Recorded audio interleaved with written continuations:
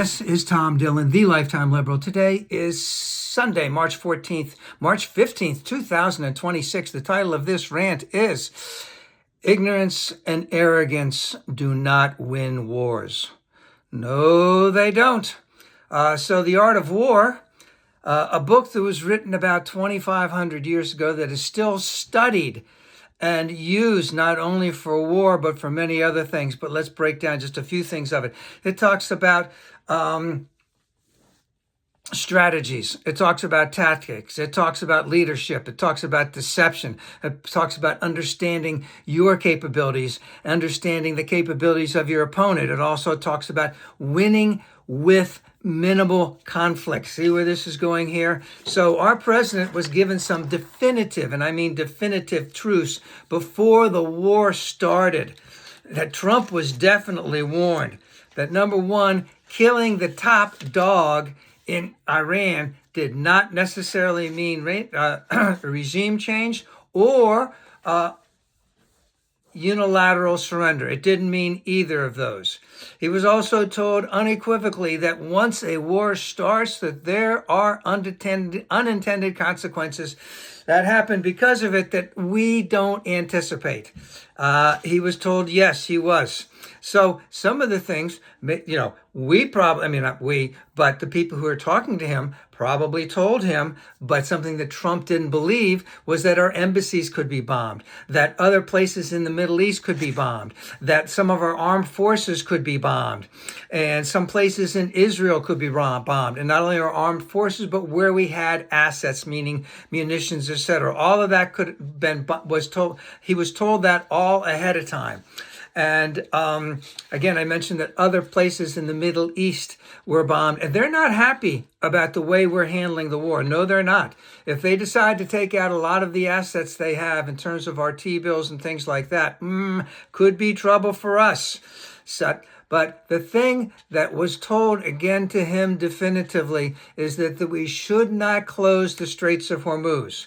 And after all of that, Trump basically said that he trusted our military to be able to do the job. So again, we have 2,500 years of knowing about the art of war and how to do it. And this city slicker, commercial salesman for buildings in New York decided that, our military could do all that because he wanted to bomb them into smithereens, and he had not studied the art of war, and he had no idea what could happen once anything started. And of course, the Straits of Hormuz has been closed. All right, so not only is it closed for gas, but it's closed for fertilizers, closed for liquid natural gas. And my understanding is also that a large portion of liquefied natural helium also goes through the Straits of Hormuz.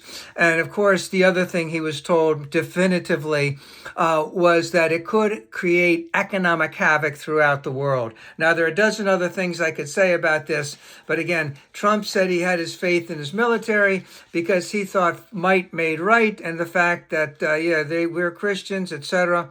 And this whole stupid thing about 47 years, they've been doing this, etc., etc. Well, guess what? For 47 years, any person in the United States dealing with the Defense Department in a way that we looked at the strategy of what would be going on if something were to happen in the Middle East, we knew definitively that if Iran closed the Straits of Hormuz, it would be bad news for everybody. Okay? Now, we know that Russia is helping Iran, killing American citizens, and Trump seems to be okay with this. And the other thing is at the beginning of the war, he was basically poo-pooing any other country who said that we would be happy to help if you need help.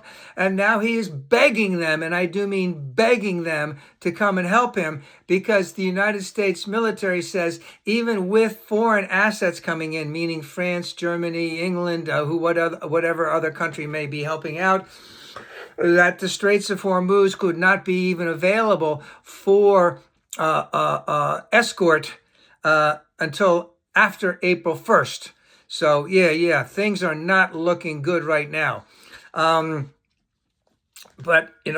so the other thing is, Trump was begging, and I mean begging Iran for a ceasefire. But again, one of the other things from the art of war is that once a war starts, your opponent has a say in what's going to happen. Now remember, all wars end diplomatically. So the question is, how much will Trump have to put his head between his tail and run to get out of this war?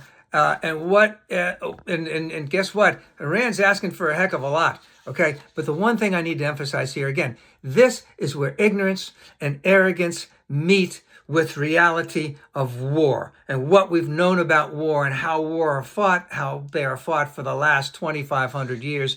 And he is getting not only a D, not an E, and not an F. He is flunking this thing all over the place. But we are paying the price. So I'm asking my sisters and brothers who are on the conservative side. I'm asking every single American, especially those who are people of color, because he's screwing you a lot more than he's screwing white people. But he's going to screw white people too throughout this whole thing, is that the upcoming King's March is really going to be more than just a no King's March. It's going to be, let's end the war march. This is a war protest march, because we will still be in this war 2 weeks from today. And things will not be good because all the things that are not going through that Straits of Hormuz are affecting the economies of countries throughout the entire world.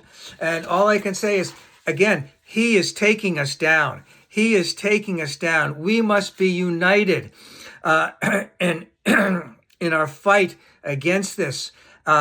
It will not get better. Gas prices will go up. Every price will go up. There is no end in sight clearly at this point. And even when there is an end in sight, it will take some time before it ends up. We must fight this guy. We must get rid of this guy. This guy is bad news. And Americans are dying because of his arrogance and ignorance.